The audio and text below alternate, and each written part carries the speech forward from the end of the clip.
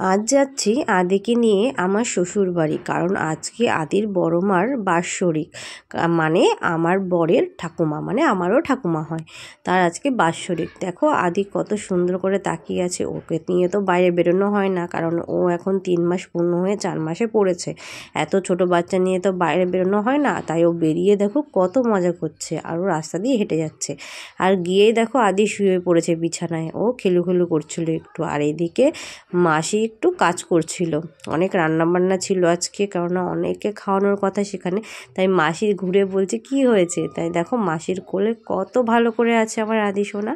আর হ্যাঁ, তোমাদের একটা কথা বলে দিই, মাসি কিন্তু কোনোদিনও কোনো বাচ্চাকে আজ পর্যন্ত তেল মাখায়নি। আর এখানে আমার শাশুড়ি খাচ্ছিল আর মাসি এখানে তেল মালিশ করছিল। এখানে কেন বলছি এই কথাটা, তেল মালিশ করেনি কারণ মাসির যখন ছেলে হয়েছিল, 2 ছেলে, মানে আমার বড়দা, তাদের তেল মালিশ তার শাশুড়ি করেছে। তারপরে আদি রেডি হয়ে দেখো শুয়েও পড়েছে আদি।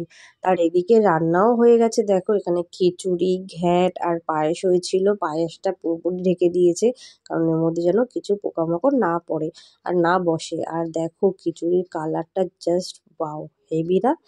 আর ওদিকে মাসি আদিকে নিয়ে ঘোরাঘুরি করছিল, তার জন্য আমি চাটা বসিয়েই দিলাম। আর চা এই দেখো কাপগুলো আমাকে দিয়ে দিয়েছে, তাই আমি রান্না করে এটা জলটা ফুটাচ্ছিলাম চায়ের। ওইদিকে সব কীর্তন হচ্ছিল, তার জন্য মা বলছিল যে একটু চাটা তুমি এদিকে করে দাও আর আমি ওইদিকে গিয়ে সামলাই।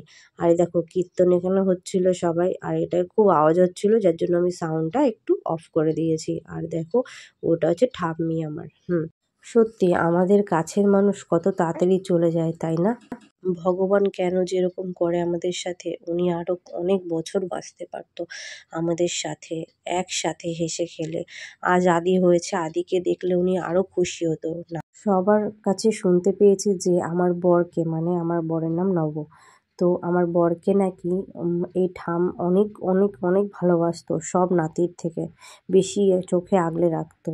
তো তোমরা একবার বুঝতে পারছো, এই মানুষটা যদি আজকে আদিকে পেতো তাহলে কত খুশি হতো। যে মানুষটা আমার বরকে এত ভালোবাসে, তার ছেলেকে দেখলে সে কতটা ভালোবাসতো বলো। আর এদিকে দেখো আদির রুম কমপ্লিট হচ্ছে।